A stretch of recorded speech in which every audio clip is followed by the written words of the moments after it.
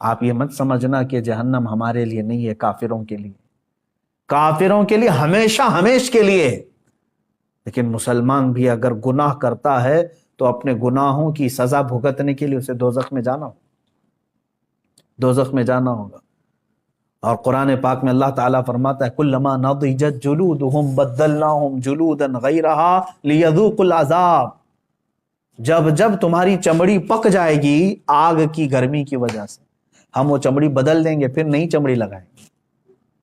بدلناہم جلودا غیرہا، یہ 42 ہاتھ موٹی چمڑی جب جل جاتی ہے، اللہ تعالیٰ فرماتا ہے پھر وہ بدل کر کے دوبارہ لگائی جائے گی۔ حضرت کعب احبار رضی اللہ تعالیٰ عنہ تابعی ہیں، فرماتے ہیں ان سے پوچھا گیا کہ حضور یہ کتنے ٹائم پہ بدلی جائے گی؟ توجہ چاہتا ہوں، روزانہ نئی چمڑی بدلی جائے گی روزانہ یا مہینے میں؟ حضرت کعب احبار فرماتے ہیں نہیں، 1 گھنٹے میں 70 بار بدلی جائے گی، 1 گھنٹے میں 70 بار وہ چمڑی بدلی جائے گی جہنمی۔ اب وہ جو چیخ و پکار کر رہے ہوں گے تو بھوک کی وجہ سے اور پیاس کی وجہ سے۔ جہنم کا کھانا اور پانی بھی تو سن لو، اس کا بھی ذکر قرآن پاک میں آیا ہے، شجرۃ الزقوم۔ قرآن پاک میں اللہ تعالیٰ نے فرمایا تھوہڑ کا ایک درخت، بہت ہی کانٹے دار پھل، ایک جہنم کا ایک درخت ہے، اس کا پھل دیا جائے گا۔ کہا گیا اس پھل کا ایک دانہ اگر دنیا میں گرا دیا جائے تو سارے جانور اور انسان مر جائیں اس کی کڑواہٹ سے۔ وہ ایک پھل کا، اس کی کڑواہٹ، اور وہ جو پھل دیا جائے گا جہنمی کو کھانے کے لیے، بھوک کی شدت کی وجہ سے وہ کھائے گا، لیکن جیسے ہی وہ پھل کھائے گا اس کے کانٹے اس کے حلق میں اٹک جائیں گے اور باہر نکل چکے ہوں گے، نہیں اندر جائیں گے۔ وہ کہے گا کہ مجھے پانی پلایا جائے، پانی بھی مائے حمیم، شرب الہیم، سورہ واقعہ پڑھو تو رونگٹے کانپ جاتے ہیں۔ اللہ تبارک و تعالیٰ فرماتا ہے ھذا نزلہم یوم الدین، آج تمہاری مہمان نوازی اسی پانی سے کی جائے گی۔ وہ کون سا پانی؟ اللہ اکبر، حدیث پاک میں ہے، فرمایا گیا مجرمین کے سڑے ہوئے جسموں سے جو پیپ نکلے گا، خون نکلے گا، اس کو پکایا جائے گا، کھولایا جائے گا، اور وہ پانی اس قدر تیز گرم ہوگا کہ جب جہنمی کو دیا جائے گا پیالے میں تو وہ اس کی تیز گرماہٹ سے اس کا جبڑا زمین پر گر چکا ہوگا، نیچے کا ہونٹ لٹک رہا ہوگا۔ اس کو کیا کرنا ہے؟ اس کو پینا ہے اور اپنے تھوڑدار درخت کے پھل کو اندر داخل کرنا ہے، تو اسی گرم پانی کو جب اندر ڈالے گا تو اس کی انتڑیاں گل چکی ہوں گی، لیکن کوئی مسئلہ نہیں۔ آپ سوچتے ہوں گے ارے اتنا سخت عذاب، آگ کا بچھونا، آگ کا اوڑھنا، درخت ایسے، پھل ایسے، بچھو ایسے، سانپ ایسے، تو پھر مرتا کیوں نہیں؟ قرآن میں اللہ نے وہ بھی فرمایا، سورۃ الاعلیٰ کی آیت ہے، اللہ فرماتے ہیں ثم لا يموت فیہا ولا یحیا، جہنم کا عذاب ایسا ہے کہ یہ دوزخ نہ کسی کو زندہ رکھے گی نہ کسی کو موت دے گی، موت بھی نہیں آنی، مر بھی نہیں سکتے۔ مجرمین وہاں یہی تمنا کریں گے جو دنیا میں موت آنے سے جو ہم ڈرتے تھے، لیکن آج ہم کو چاہیے موت تو دے دی جائے۔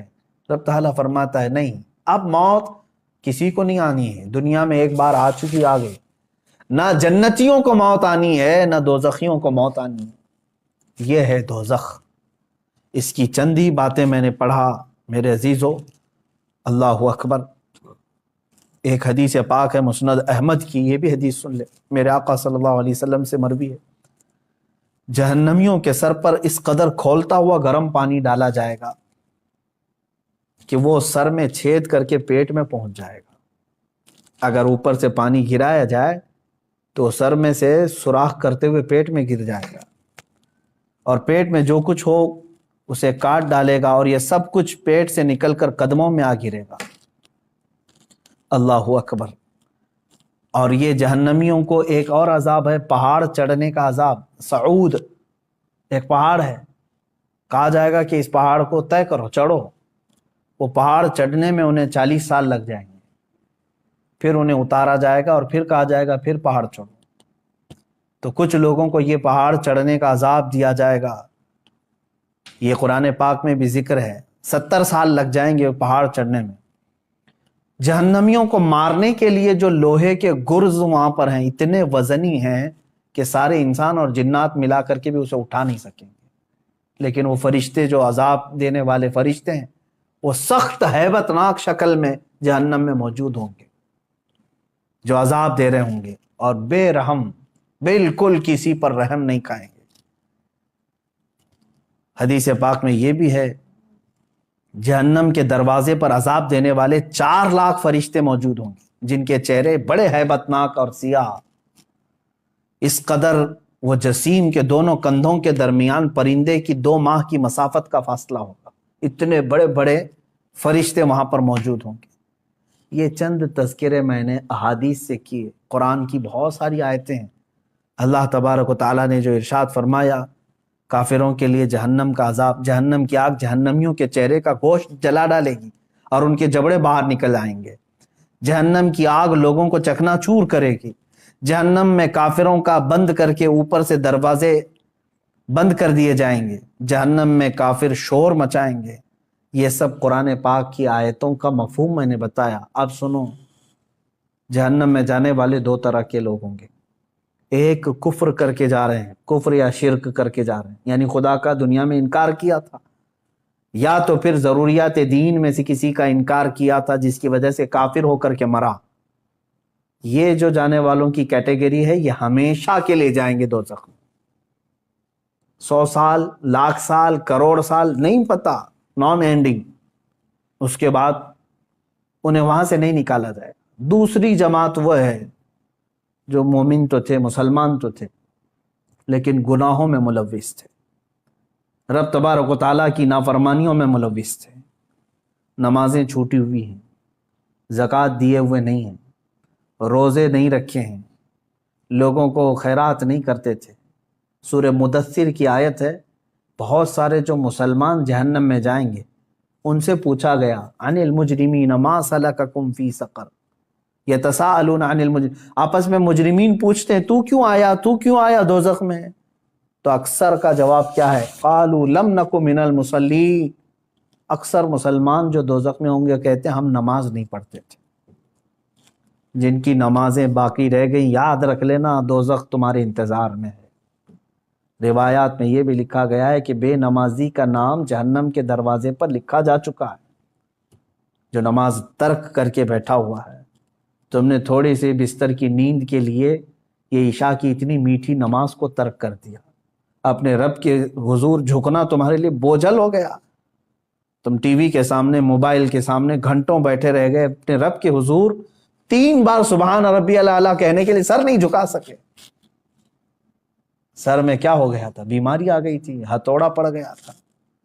کتنے لوگ ایسے ہیں جو اپنے رب کو بھولے بیٹھے ہیں اور نمازوں سے غافل ہیں۔ ہر ایک کے کھاتے میں پیچھے پلٹ کر کے دیکھو تو تمہاری نمازیں باقی ہیں میرے عزیزو، اور تم اللہ کے حضور جانے والے ہو۔ آخرت کا سفر بہت قریب ہے تمہارا، اور اس سفر پر جانے والا مردہ کبھی واپس نہیں آتا، اور نہ ہی تم سے کہنے کے لیے کوئی آئے گا کیا تم نے اور ہم نے اپنے ماں باپ اور اپنے بھائیوں کو نہیں دفن کیا ہے؟ ہمارے بڑوں کو اپنے کندھوں سے اٹھا کر لے جا چکے، ہم قبروں میں دبا کر کے آ گئے اور ان کو اللہ کے حوالے چھوڑ کر کے آئے۔ مجھے یہ بتاؤ کہ قبر میں ان کو کیا چاہیے کیا نہیں چاہیے، کبھی آج آ کر کے انہوں نے بتایا ہم کو؟ اسی سے سمجھ لو کہ جس دن تم بھی جاؤ گے تم بھی بتانے کے لیے اپنے بیٹوں کے پاس کبھی نہیں آنے والے۔ تم پر کیا گزرے گی وہاں پر تم کسی سے کہہ نہیں سکو گے۔ جو کچھ ہے اپنا حساب صاف کر لو میرے عزیزو، ورنہ جہنم کا عذاب انتظار میں ہے۔ اب سوچو، اب یہ ایک روایت میں بتاتا ہوں، جب کافروں کو اللہ تبارک و تعالیٰ دوزخ میں ڈالے گا، اللہ کفر سے محفوظ رکھے، یہ اتنی بڑی نعمت تمہارے پاس ہے ایمان کی، ڈرتے رہو، اے اللہ آج تو نے مجھے ہدایت دی ہے، میری موت تک اس پر مجھے قائم رکھ۔ میں سمجھتا ہوں دنیا کی سب سے بڑی دعا یہی ہے کہ اللہ ایمان پر خاتمہ کر دے۔ اگر وہ ایمان پر موت ہوئی ہے تو سب کچھ ٹھیک ہے، بخشش کی امید ہے، قیامت کے دن سفارش سے بخشے جا سکتے ہیں۔ لیکن کفر پر موت ہوئی تو حضور پاک صلی اللہ علیہ وسلم بھی سفارش نہیں کریں گے، کوئی نبی نہیں، کوئی نبی شفاعت نہیں کرے گا، نہ سفارش کرے گا۔ گنہگاروں کے لیے سفارش ہے، کافروں کے لیے نہیں ہے۔ اب جب وہ دوزخ میں ڈالے جائیں گے، دوزخ کے جو داروغہ ہیں فرشتے، ان کا نام مالک ہے، حضرت مالک علیہ السلام، یہ فرشتے دوزخ کے داروغہ ہیں، دروازے پر ہوں گے، اور بہت سخت ترین ہیبت ناک شکل کے ساتھ جب لوگوں کو اندر ڈھالا جائے گا، وہ چیخ و پکار کریں گے بہت، یہاں تک کہ پکارتے پکارتے ان کے 1000 سال ہو چکے ہوں گے۔ کس کو پکاریں گے؟ حضرت مالک کو۔ کہتے ہیں کہ ہمارے رب سے ہماری بات کرا دو۔ 1000 سال کے بعد حضرت مالک پوچھتے ہیں کیا تم کیا کہنا چاہتے ہو جہنمی ہو؟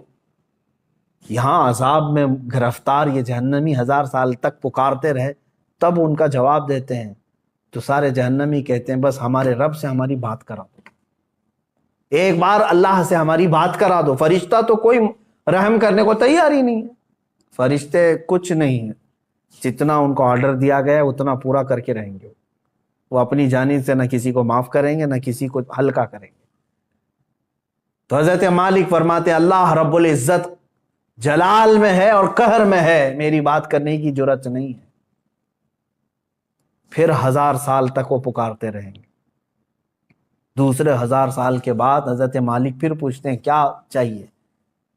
تو کہتے ہیں کہ اپنے رب سے ہماری بات کرا دو، اللہ سے بات کرا دو۔ حضرت مالک کہتے ہیں میں رب تبارک و تعالیٰ کی بارگاہ میں گزارش کروں گا لیکن میری جرات نہیں ہے ابھی۔ پھر 1000 سال گزر گئے۔ 3000 سال کے بعد حضرت مالک رب تعالیٰ کے حضور عرض کرتے ہیں اے مولا، جن کو تو نے جہنم میں ٹھونس دیا ہے، داخل کر دیا ہے، وہ سب پچھلے 3000 سال سے چیخ رہے ہیں، پکار رہے ہیں، دوزخ کے سخت ترین عذابات میں گرفتار۔ اللہ تبارک و تعالیٰ فرماتا ہے وہ کیا چاہتے ہیں؟ حضرت مالک فرماتے ہیں اے مولا، وہ کہہ رہے ہیں کہ تجھ سے بات کرنا چاہتے ہیں، رب تبارک و تعالیٰ تجھ سے وہ کلام کرنا چاہتے ہیں۔ اللہ تبارک و تعالیٰ نے جلال میں اعلان فرمایا اے مالک ان سے کہہ دو آج کے بعد نہ رب تعالیٰ ان کا خدا نہ ان کی طرف دیکھنا چاہتا ہے نہ ان سے بات کرنا چاہتا ہے۔ فی ناری جہنم و فیہا خالدون، دوزخ کے عذاب میں وہ جا چکے اور ہمیشہ کے لیے رہنے والے، اب بات چیت کا وقت نہیں۔ یہ کفار و مشرکین کے ساتھ ہمیشہ کے لیے جیسے ان کو اعلان ہو جائے گا وہ اتنا چیخ ماریں گے کہ جہنم ہل رہی ہوگی۔ میرے عزیزو، انہی کے چیخ و پکار اور عذابات کے درمیان کچھ گنہگار بھی ہوں گے۔ اسی لیے آپ دیکھیں پورے رمضان المبارک کی تراویح جب پڑھتے ہیں تو آپ کو شاید ہو سکتا ہے جہاں پر بھی پڑھتے ہوں، اکثر تو میں نے دیکھا ہے، ہمارے ہاں تو رواج یہی ہے، ہر 4 رکعت پر ہم دعا یہی کرتے ہیں اللہم اجرنا من النار، اللہم اجرنا من النار۔ یہ کیا چیز ہے؟ ہم اللہ کی بارگاہ میں کہتے ہیں اے اللہ مجھے جہنم سے بچا لے، اے اللہ مجھے جہنم سے بچا لے، اے اللہ مجھے جہنم سے بچا لے۔ آج ہر مومن کو چاہیے کہ یہ آخری عشرہ جہنم سے آزادی کا عشرہ ہے، تم سو کر کے نہ گزارو بلکہ اسے پکارو۔ ہاں ایک بات یہ بھی ہے کہ اس کا وعدہ ہے کہ ان راتوں میں اللہ تعالیٰ بے حساب بندوں کی بخشش کرتا ہے، جہنم سے آزادی کا انہیں پروانہ دیتا ہے، جا فلاں کا بیٹا آزاد ہے، فلاں کا بیٹا آزاد ہے۔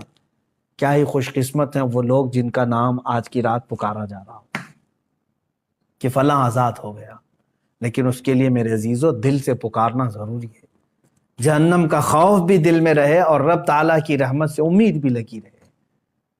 اور حضرت سفیان ثوری رضی اللہ تعالیٰ عنہ کا وہ قول مجھے یاد آتا ہے، آپ فرماتے تھے اے اللہ، ایک تابعی ہیں، تابعی صحابہ کو جنہوں نے دیکھا وہ تابعی بڑے نیک، ان کی بہت ساری عبادتیں، لیکن کیسے کہتے ہیں دیکھو، اللہ کی بارگاہ میں یوں عرض کرتے ہیں اے اللہ، میرے اعمال کے حساب سے میں تیری جنت الفردوس کا لائق تو نہیں ہوں، میں تیری جنت میں جانے کا اہل تو ہوں نہیں، لیکن اے مولا تیری دوزخ کا عذاب سہنے کے قابل بھی نہیں، میں ایسا کمزور کہ دنیا کے مچھر کے کاٹنے پر بھلک جاتا ہوں، تیرے دوزخ کے ہولناک عذابات کا سامنا کیسے کر پاؤں گا؟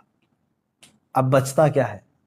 میں میرے عمل کے مطابق جنت میں جا نہیں سکتا اور تیرے عذاب دوزخ کو برداشت کر نہیں سکتا، مولا بس بات رہ جاتی ہے تیرے فضل کی، بات رہ جاتی ہے تیرے رحم کی۔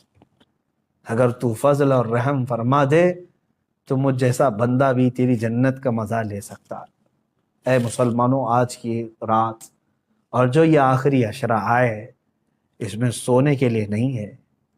ہاں، جس قدر تم اپنے جسم کو راحت دے سکتے ہو سو، لیکن ڈر کر کے بستر چھوڑ کر کے اٹھ جاؤ کسی بھی وقت، دکھاوے کے لیے نہیں۔ لوگ بھیڑ جمع کر کے سوچتے ہیں کہ ہم عبادتوں کے لیے چلے آئیں، بلکہ بسا اوقات ایسا بھی ہونا چاہیے آپ کے ساتھ۔ حضور صلی اللہ تعالیٰ علیہ وسلم نے اپنے رب تعالیٰ سے پوچھا کہ مولا، تجھے تیرے بندوں میں سب سے زیادہ پسندیدہ بندے کون ہیں؟ اللہ تعالیٰ نے جو فرمایا وہ 3 قسم کے ہیں، اس میں سے میں ایک ذکر کرتا ہوں۔ فرماتے ہیں اللہ نے یہ فرمایا کہ جب دنیا سو رہی ہو تو میرا بندہ بستر چھوڑ کے میرے لیے کھڑا ہو گیا۔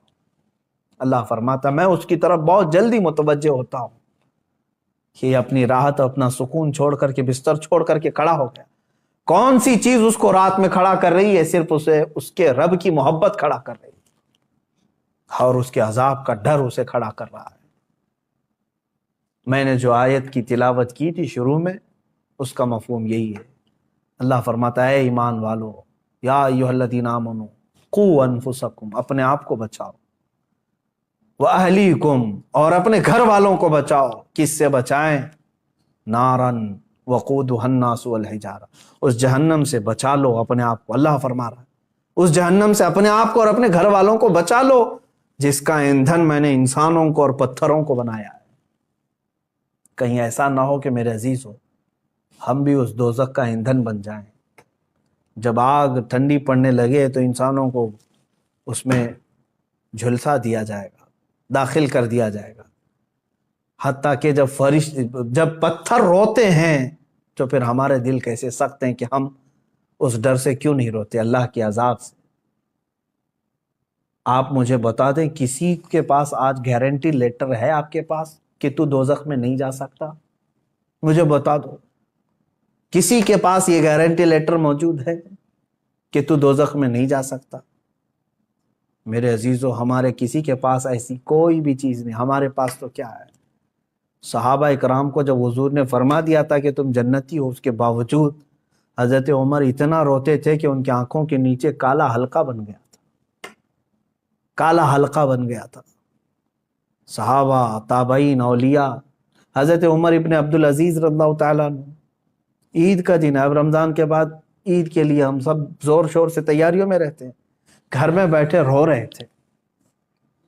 جن کے پورے قرآن پاک کی تلاوت اور روزوں کے ساتھ رمضان گزرا، عید کے لیے لوگ نئے کپڑوں کے ساتھ جب تھے، آپ رو رہے تھے۔ لوگ آئے آپ کو بلانے کے لیے، چلیں آج عید کا دن ہے۔ آپ نے فرمایا مجھے ڈر لگتا ہے کہ کہیں میرے روزے میرے منہ پہ مار دیے گئے ہوں گے، میری تلاوتیں پھینک دی گئی ہوں گی، تو میری کون سی عید ہے؟ کیا پتا کہ قبول ہوئی کہ نہیں ہوئی۔ یہ وہ اولیاء کاملین تھے جو ڈر سے تھر تھر کانپتے بھی تھے، لیکن اللہ کی ذات سے ایک امید بھی لگائے رہتے تھے۔ آج میرے عزیزو، یہ آخری عشرہ گناہوں سے توبہ کا بھی ہے، جہنم سے آزادی کا ہے۔ اور جب میرے آقا نے فرما دیا کہ رمضان کا آخری عشرہ جہنم سے آزادی کا ہے، تو کیوں نہ ہم آزادی لیں۔ اور ایک اور بڑی بات میں بتا کر اپنی گفتگو کو سمیٹتا ہوں۔ حضور نے فرمایا وہ شخص ہلاک و برباد ہو جائے جو رمضان کو پایا اور اس کا احترام نہیں کر سکا۔ حضور نے اس کے لیے ہلاکت کی دعا فرما دی۔ رمضان تو اسے ملا لیکن اس کا احترام نہیں کر سکا، اس کا حق ادا نہیں کر سکا، ایسا شخص ہلاک و برباد ہو جائے۔ اللہ تبارک و تعالیٰ اس ہلاکت و بربادی سے ہمیں محفوظ فرمائے۔ میں اخیر میں صرف اتنی دعا کروں گا، اللہم انا نسألک الجنت ونعوذ بک من النار، اللہم انا نسألک الجنت ونعوذ بک من النار، اللہم انا نسألک الجنت ونعوذ بک من النار۔ اے اللہ، ہم تیری جنت کا سوال کرتے ہیں اور تیری دوزخ سے پناہ مانگتے ہیں۔ اے کریم خدا ارحم الراحمین، دوزخ کے دروازوں سے ہم کو دوری عطا کر دے۔ مولا، میرے اعمال کا بدلہ تو جہنم ہی ہے۔ اے کریم خدا، تو اگر فضل فرمائے، تو اگر رحم فرمائے، کریم تیرے کرم کے صدقے ہم جیسے نکمے بھی جہنم سے آزاد ہو سکتے۔ مولا، اگر ہم جیسوں کو تو نے معاف کر دیا تو تیرے خزانے میں کوئی کمی بھی نہیں ہوگی۔ اے رب ذوالجلال، یہ رمضان المبارک کا آخری عشرہ ہے، یہ جہنم سے آزاد ہونے والوں کے لیے، اور تو بے پناہ لوگوں کو آزاد کرتا ہے۔ کاش مولا ہم جیسوں کا بھی نام ان آزاد ہونے والوں میں شامل کر لے۔ مولا تیرا فضل و کرم و احسان ہے، اس رمضان کے آخری عشرے میں مولا ہم تجھ سے صرف اور صرف یہی سوال کرتے ہیں کہ مولا ہم کو جہنم سے آزادی کا پروانہ عطا فرما دے۔ اے رب ذوالجلال احسن الخالقین، ہمارا یہ کمزور جسم عذابات کو سہنے کے قابل نہیں، ہم نے گناہ اپنے عیش بھر کیے ہیں مولا، تیری نافرمانیاں بھی ہوئی ہیں، لیکن تو رحیم ہے مولا، تو ستار ہے، تو غفار ہے، تو مولا بے سبب معاف فرماتا ہے۔ اے کریم خدا ہم سب کے حساب میں آسانیاں عطا فرما، ارحم الراحمین ہم سب کے لیے تو جنت کے دروازے کشادہ فرما۔ اے اللہ جب ہماری موت قریب آئے تو ہمیں توبہ کی توفیق نصیب فرما، مولا ایمان پر خاتمہ بالخیر عطا فرما۔ وصلی اللہ تعالی علی خیر خلق محمد وآلہ وصحبہ اجمعین برحمتہ۔